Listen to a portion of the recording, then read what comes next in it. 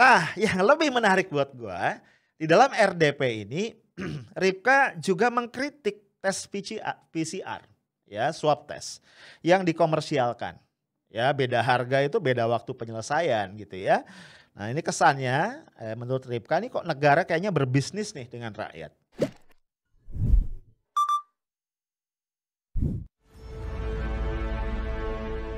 Guys, Rabu 13 Januari 2021 kemarin ya akhirnya ya kick off dari program vaksinasi COVID-19 dilaksanakan.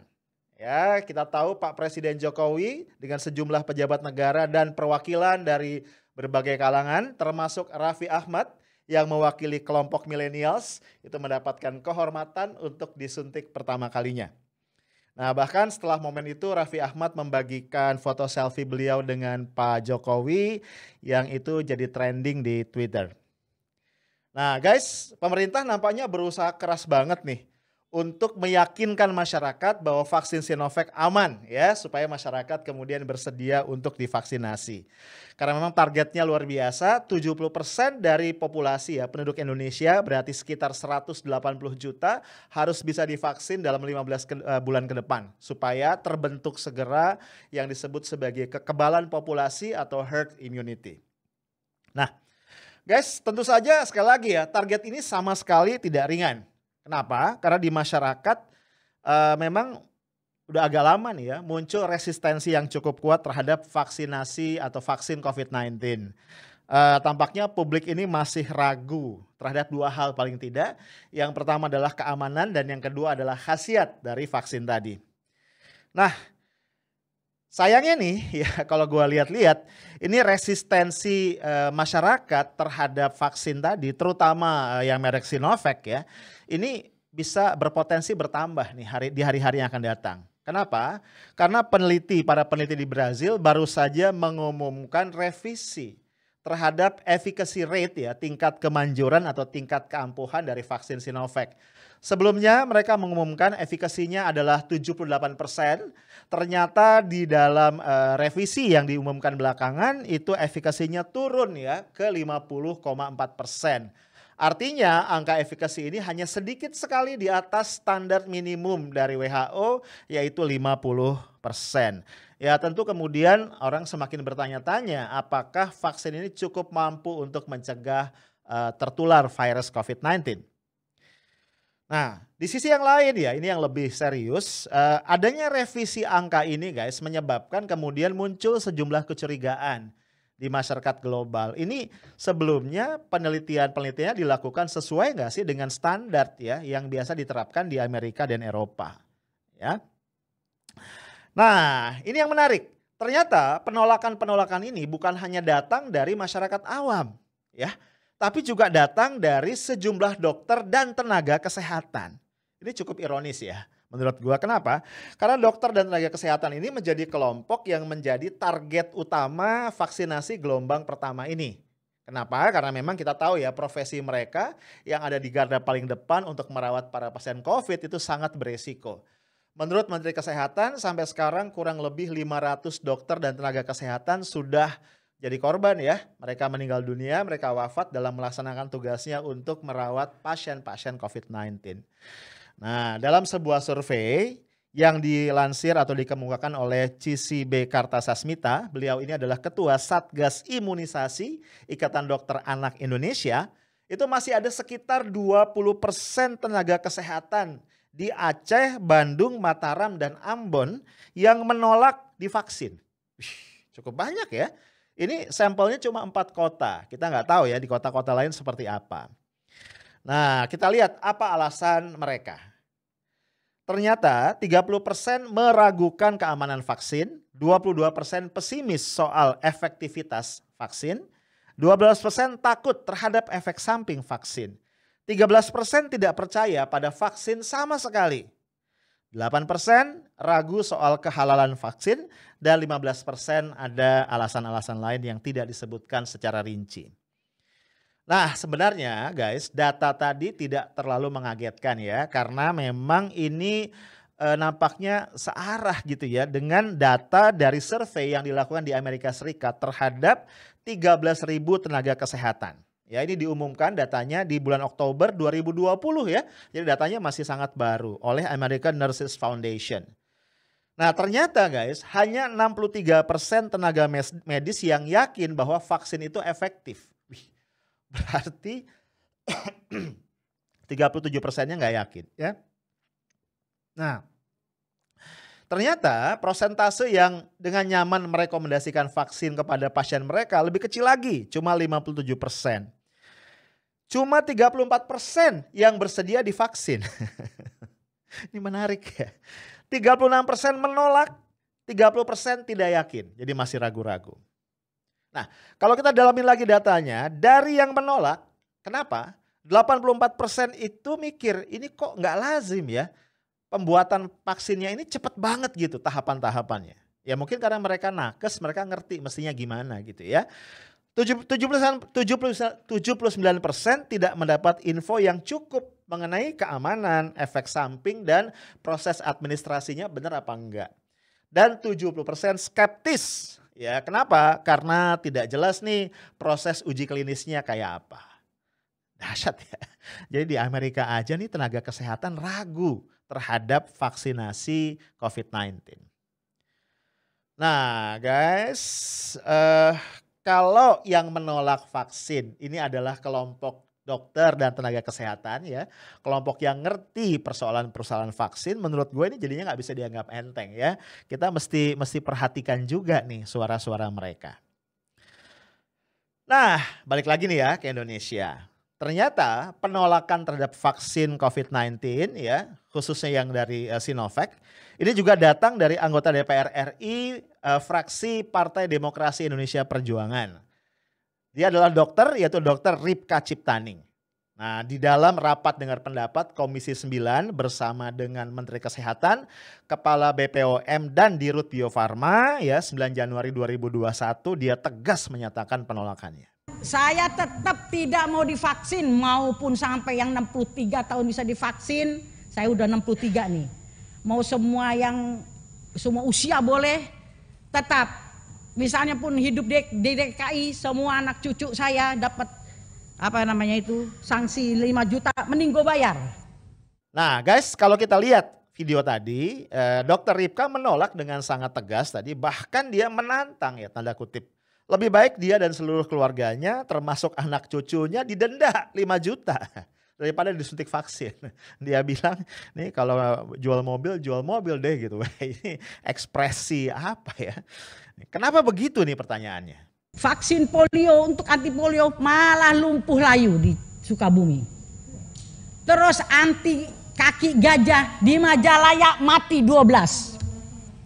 Karena di India ditolak, di Afrika ditolak, masuk di Indonesia dengan 1,3 triliun waktu saya ketua komisi. Saya ingat betul itu, jangan main-main vaksin ini. Jangan main-main. Saya pertama yang bilang, saya menolak vaksin. Kalau dipaksa HAM, pelanggaran HAM. Tampaknya guys, Dr. Ripka ini meragukan kelayakan vaksin Sinovac. Ya, karena pengadaannya kan kita tahu ya dilakukan sebelum Bio Farma mengonfirmasi selesainya uji klinis tahap 3. Ya, kita tahu ketika RDP itu surat izin edar darurat dari Bio Farma itu belum keluar. Ya, nah Ripka juga mengingatkan pemerintah untuk tidak gegabah mengenai vaksin karena dia mengungkapkan beberapa contoh kegagalan vaksin di masa lalu.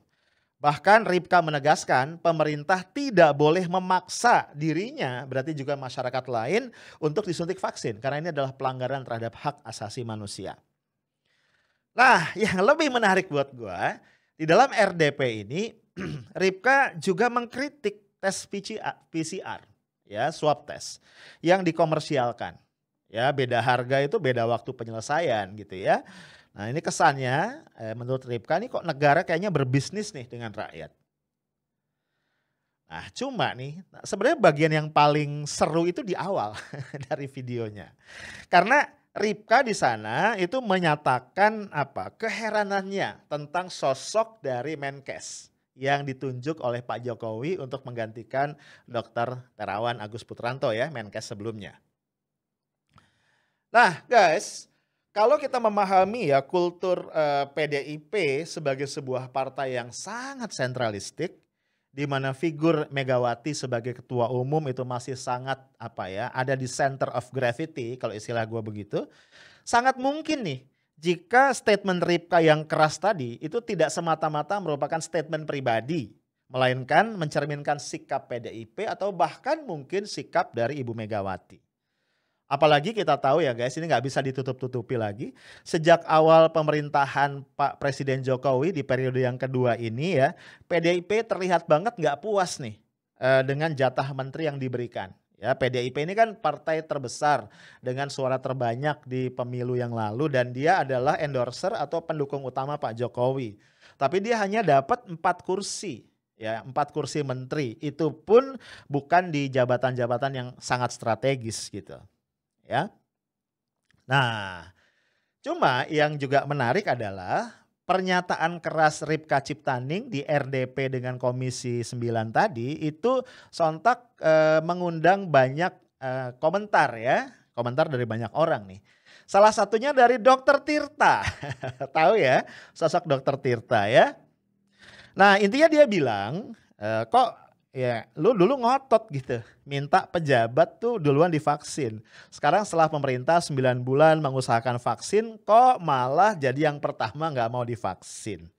Jadi dia sindir nih, selama 9 bulan kemana aja gitu loh. Kalau mau protes kenapa gak kemarin-kemarin gitu ya. Apa cuma baca berita atau ngapain gitu. Tajem ya, emang kalau Dr. Tirta ngomong itu gak pernah gak tajem.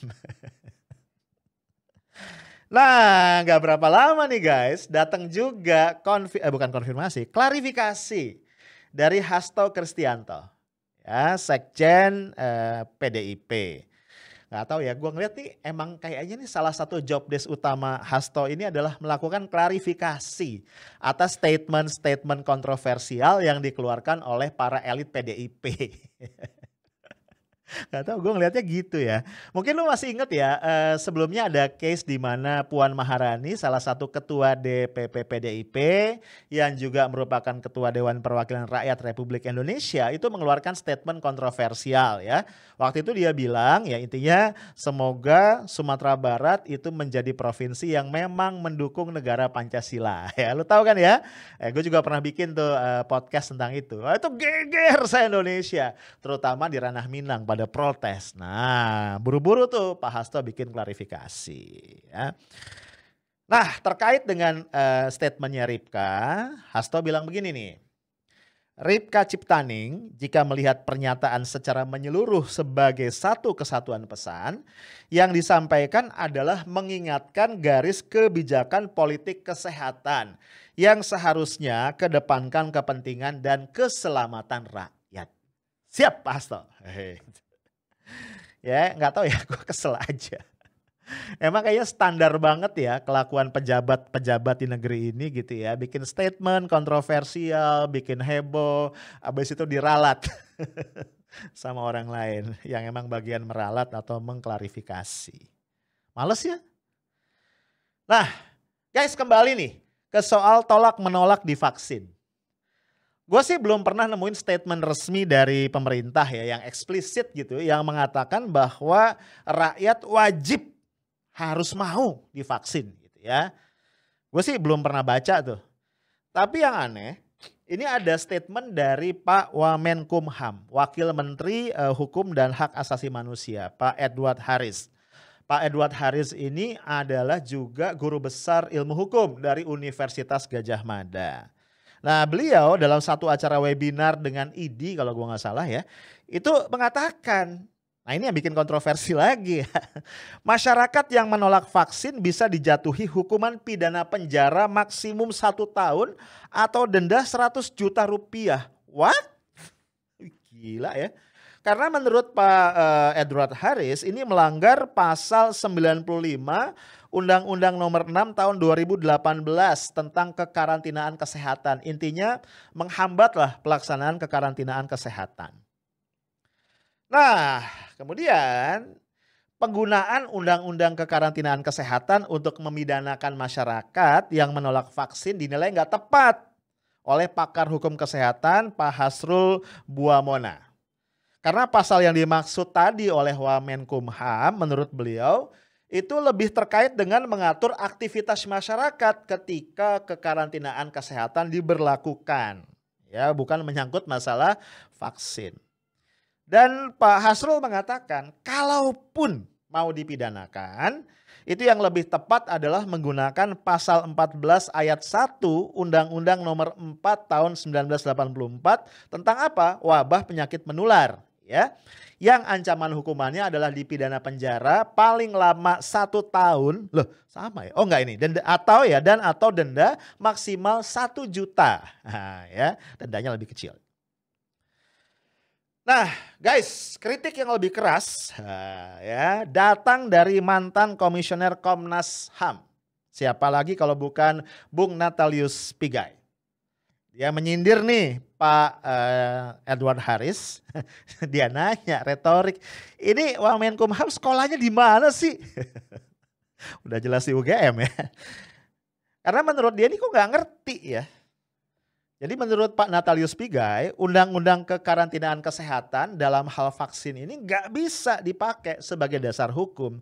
Karena apa? Karena sampai saat ini tidak ada national address atau pernyataan dari Presiden Jokowi sebagai kepala negara atas nama negara bahwa Indonesia menerapkan lockdown. Ya ini make sense kan ya, kalau lockdown atau karantina kesehatan pada satu sisi kan negara memang menanggung kebutuhan pokok rakyat sehingga sangat make sense kalau rakyat juga punya kewajiban-kewajiban tertentu yang kalau dilanggar itu ada sanksi pidana. Nah yang menarik ketidaksepahaman atau tidak sependapat dengan pendapatnya Pak Edward Harris juga datang dari kalangan pemerintah sendiri. Ini kenapa ya pejabat pemerintah kok jadi nggak kompak? Pertama dari Profesor Wiku Adhisa Smito, ini adalah jubir Satgas COVID-19. Dia bilang begini ya, pada prinsipnya sanksi adalah kewenangan pemerintah daerah dan dapat diberikan agar masyarakat patuh dan ikut serta dalam program vaksinasi sehingga herd immunity dapat dicapai dengan mudah. Ini kata Prof Wiku ya. Nah terkait dengan ini ya, yang menarik disimak adalah sikap Pemprov Daerah Istimewa Yogyakarta, provinsinya Sultan Hamengkubuwono ya. Nah ini ada pernyataan dari kepala dinasnya Ibu Pembayun Setianing Astuti. Wah namanya nengrat benar ya. Beliau bilang begini, Pemprov DIY tidak akan menetapkan reward dan punishment dalam soal vaksin. Ya, namun demikian Sri Sultan Hamengkubuwono ke-10 sebagai kepala daerah memberikan anjuran agar seluruh warga bersedia divaksin. Menurut Ibu Pembayun, cara ini jauh lebih efektif untuk menggerakkan rakyat Yogyakarta agar mau secara sukarela divaksin. Nah kita paham ya kultur di Jogja ya, itu mereka masih sangat menghormati Sultan sehingga memang kayaknya nggak butuh hukuman-hukuman. Kalau Sultan bilang ayo divaksin, lihat saya divaksin, nah itu kayaknya semuanya akan divaksin. Kemudian ya ada Pak Menteri Kesehatan, ini yang paling berkepentingan langsung, Pak Budi Gunadi Sadikin mengatakan ya, sampai sekarang diskusi ke arah situ, maksudnya sanksi kalau ada yang menolak vaksin corona belum pernah didiskusikan, belum pernah terjadi di pemerintah pusat. Jadi nggak ada diskusi ke arah sana. Jadi tadi Pak Wamenkumham ngomong atas dasar apa? Ini yang lebih seru lagi guys ya. Dalam satu dialog ya secara daring ya dengan panitia Hari Pers Nasional, atasan langsungnya Pak Edward Harris yaitu Menkumham Pak Yasona Lawli mengatakan dia membantah adanya sanksi pidana bagi mereka yang menolak vaksinasi COVID-19. Menurut Pak Yasona, kalaupun ada sanksi hanya sanksi administratif yang bertujuan mendorong orang sebanyak mungkin bersedia divaksin agar terbentuk kekebalan populasi atau herd immunity. Komentar gua pendek aja bro untuk para pejabat yang di atas sana. Gimana rakyat nggak tambah skeptis dan pusing kalau gini? Kenapa? Karena para pejabat terkait itu nggak satu suara. Boyo pada rapat dulu gitu loh sebelum ngeluarin statement. Ini yang kemudian membuat banyak pihak termasuk Dr. Tirta itu cuap-cuap ya. Karena komunikasi publik pemerintah dalam konteks COVID termasuk dalam konteks vaksin ini berantakan alias amburadul. Nah guys, lalu gimana nih sikap dari Organisasi Kesehatan Dunia, World Health Organization, WHO. Ternyata para pejabat WHO mengatakan mereka nggak setuju kalau ada aturan negara yang mewajibkan rakyat divaksin corona. Mereka nggak setuju. Jadi mereka gambar ini, WHO paham bahwa sikap masyarakat itu masih skeptis, masih banyak yang skeptis, masih banyak yang resisten terhadap vaksinasi corona karena berbagai sebab. Nah, menurut para pejabat WHO, sikap skeptis dan resist itu akan semakin besar gitu ya. Penolakan itu akan semakin kuat kalau negara menunjukkan paksaan, mewajibkan, ada sanksi segala macam. Itu nanti dikhawatirkan resistensi atau skeptisisme dari masyarakat terhadap vaksin itu bertambah besar. Nah, dengan demikian menurut WHO lagi nih, upaya-upaya sosialisasi yang sifatnya persuasif, edukasi kepada masyarakat, diajak ngomong baik-baik itu akan jauh lebih efektif. Nah guys, jadi gua masih menyisakan satu pertanyaan nih buat pemerintah kita. Apakah pemerintah masih tetap kekeh menggunakan bahasa-bahasa ancaman, ya, diksi kekuasaan, pokoknya atau sanksi untuk memaksa rakyat divaksin? Itu aja, stay tough, smart, and professional. Assalamualaikum warahmatullahi wabarakatuh.